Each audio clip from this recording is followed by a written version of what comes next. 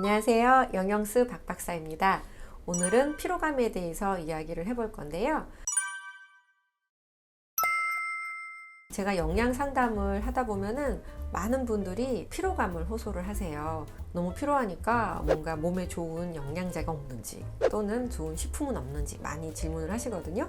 그런데 우리가 피로라고 하는 거는 단순하게 그냥 식사 드시고 나 너무 피곤한데 이런 거는 사실은 피로한 건 아니시고요. 아침에 일어나기 정말 힘들고 그 다음에 하루 종일 피곤하고 지치고 이제 그러한 경우로 우리가 이제 피로하다라고 얘기를 해요. 그런데 이제 그 정도 필요한 거는 우리가 좀 쉬고 잘 드시고 하면은 좀 개선이 되잖아요. 그런데 이제 그게 아니고 한 6개월 이상 지속적으로 너무너무 피곤하고 원인도 모르겠고 쉬어도 안 되고 그 다음에 현재 하고 있는 일 때문에 피곤한 정도가 아니라 진짜 너무 피곤한 거예요. 그런 경우에는 사실은 우리가 만성 피로 증후군일 수도 있기 때문에 그러한 경우에는 반드시 의사 선생님의 상담을 받으셔야 합니다.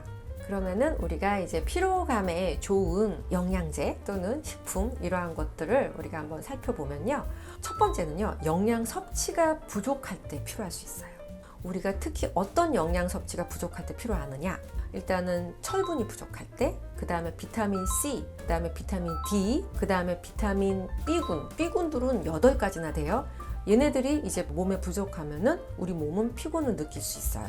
이제 하나씩 짚어서 살펴보면은 일단 첫 번째, 철분은 사실상 우리가 피로감을 느끼는데 가장 중요한 영양소이긴 한데요. 중요한 게 있어요. 우리나라 사람들은 다 내가 철이 부족한 줄 알아. 여성분들의 경우에는 혹시 내가 빈혈은 아닐까 이러면서 철분제를 이렇게 만나게 되면 저거 내 건가? 뭐 생각을 하시는데 아니에요. 왜냐하면 우리나라 인구 전체의 한 10% 정도만 철이 부족하세요.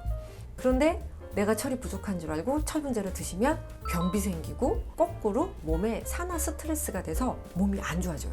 그러니까 의사 선생님의 상담을 받아서 철결핍성 빈혈입니다 라는 진단을 받으셨을 때는 철분제를 드시고요. 그러한 진단을 받지 않았을 때는 드시지 않는 게 좋아요. 제가 박사 논문을 철분을 했기 때문에 제가 이 철에 대해서는 이렇게 자신 있게 말씀을 드릴 수가 있고요. 두 번째는 이제 비타민 B군, 아까 제가 얘기를 드렸는데 B군은 8가지나 되는데 그 중에서도 B12가 굉장히 중요해요. 왜 그러냐면 B12는 산소 전달하고 에너지 생산에 굉장히 중요한 역할을 한단 말이죠. 그래서 우리가 B12는 부족하지 않게끔 드셔야 된다라고 얘기를 드립니다.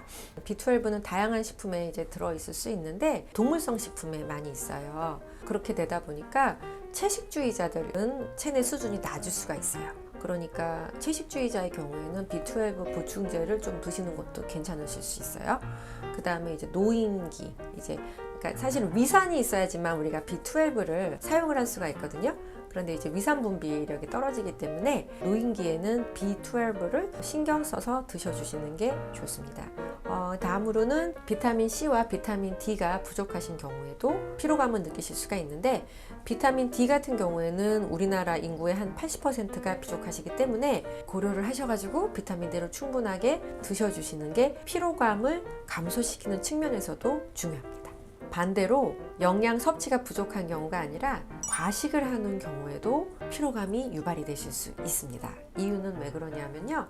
과식을 하면은 우리 몸에 메타볼릭 스트레스라 그래서 대사 스트레스라고 그러거든요. 그래서 몸이 막 일을 너무 많이 해야 돼요. 그러다 보니까 스트레스가 오거든요. 그러한 경우에도 대사 스트레스로 인한 피로감이 유발될 수 있습니다. 다음으로는 정크푸드를 먹는 경우에 우리가 피로감을 느끼실 수 있습니다. 이유는 이제 정크푸드는요, 영양 밀도는 되게 낮은데 칼로리는 정말 높잖아요. 그런 경우에는 혈당은 높이고 인슐린 수치는 높여주고, 그런데 사실상 아까 말했던 비타민 B, C, D 이러한 것들이 낮잖아요. 그러니까 피로감을 느낄 수가 있습니다. 다음으로는 카페인 섭취가 높거나 수분 섭취가 낮은 경우, 이러한 경우에도 우리가 몸에 피로감을 느끼실 수 있습니다. 탈수는 일단은 수면 주기에도 영향을 미치고요. 운동 후에도 피로감을 더 많이 느끼고요. 지구력에도 부정적인 영향을 미치거든요. 그래서 운동하고 났을 때 왜 이렇게 피곤하지? 하면은 혹시나 내가 물을 너무 안 먹은 건 아닌지 또 한번 생각을 해보세요. 너무 당연하지만 커피나 에너지 드링크 같이 카페인이 높은 음료를 드시면은요, 정말 단기간 동안에 에너지는 많이 내실 수가 있어요. 그래서 막 기운이 난다 이럴 수 있지만은 장기적으로 봤을 때는 수면에 영향을 끼치기 때문에 오히려 피로감을 더 많이 유발하실 수 있습니다. 또한 스트레스 관리가 중요한데요. 스트레스는 뇌의 구조적인, 기능적인 변화를 일으키고요. 만성염증을 일으켜서 피로와 같은 증상을 유발할 수가 있습니다. 그래서 스트레스를 잘 관리를 하면 피로를 예방하는 데 도움이 되실 수 있습니다. 그러면은 다음에 피로 회복에 도움이 되는 식품에는 무엇이 있을까요? 영양 밀도가 높은 견과류, 과일, 채소, 콩류, 그 다음에 이제 생선이나 계란과 같은 단백질 식품, 이러한 것들이 피로감을 줄여줄 수가 있습니다. 다음으로는 적절한 수준의 카페인 섭취, 충분한 수분 섭취가 또 당연히 우리가 피로감 개선에 도움을 주겠죠. 피로 회복에 좋은 건강기능식품에는 무엇이 있을까요? 피로 회복에 좋은 건강기능식품에는 발효생선 아미노산 복합물, 헛개나무 과병 추출물, 홍경천 추출물, 홍삼, 인삼, 매실 추출물, 돈태반 추출물, 이러한 것들이 식약처의 인정을 받았고요.